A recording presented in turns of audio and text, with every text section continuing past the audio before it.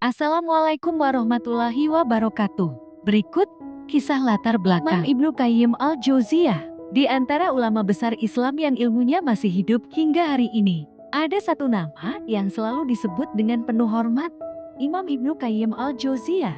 Nama lengkap beliau adalah Muhammad bin Abi Bakar bin Ayyub, yang lebih dikenal dengan sebutan Ibnu Qayyim. Julukan Ibnu Qayyim al-Jauziyah berasal dari jabatan ayahnya sebagai pengelola Qayyim Madrasah Al-Jauziyah di Damaskus. Beliau lahir pada tahun 691 Hijriah 1292 Masehi di Damaskus, sebuah kota yang saat itu menjadi pusat ilmu pengetahuan Islam. Sejak kecil, Ibnu Qayyim tumbuh dalam lingkungan yang sangat dekat dengan Al-Quran, ilmu hadis, dan majelis para ulama. Ayahnya adalah seorang alim yang dikenal sebagai pendidik dan penjaga madrasah.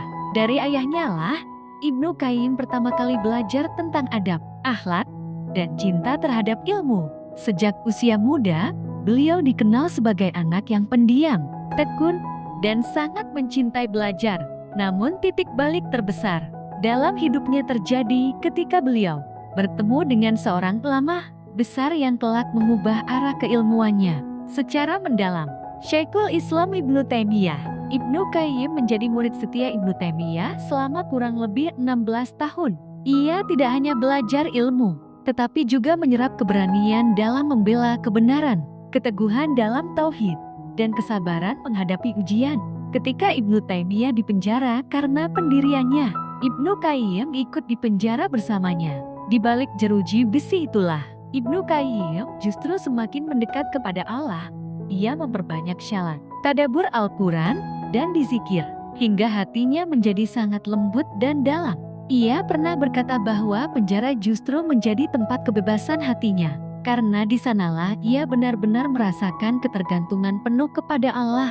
Setelah wafatnya Ibnu Taimiyah, Ibnu Qayyim melanjutkan perjuangan gurunya. Ia mengajar, menulis, dan membimbing umat dengan pendekatan yang menggabungkan dalil, hikmah, dan sentuhan hati. Beliau menulis banyak karya besar, di antaranya Zadul Ma'ad, Madarijus Salikin, Ilamul Muwaqqi'in, Ad-Dawa Dawa.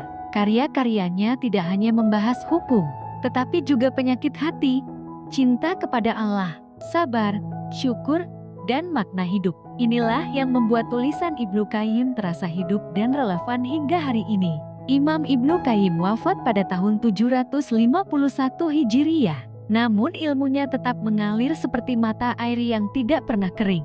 Ia mengajarkan bahwa ilmu tanpa hati akan kering, dan ibadah tanpa ilmu akan tersesat. Sumber rujukan terpercaya. Cerita ini disusun berdasarkan Syiar Alam An-Nubala karya Imam Ajdi Zahabi, Al-Bidayah wa Nihayah karya Ibnu Katsir, Mukadimah dan biografi dalam kitab-kitab karya Ibnu Qayyim sendiri. Penjelasan para ulama Ahlussunnah tentang murid-murid Ibnu Taimiyah.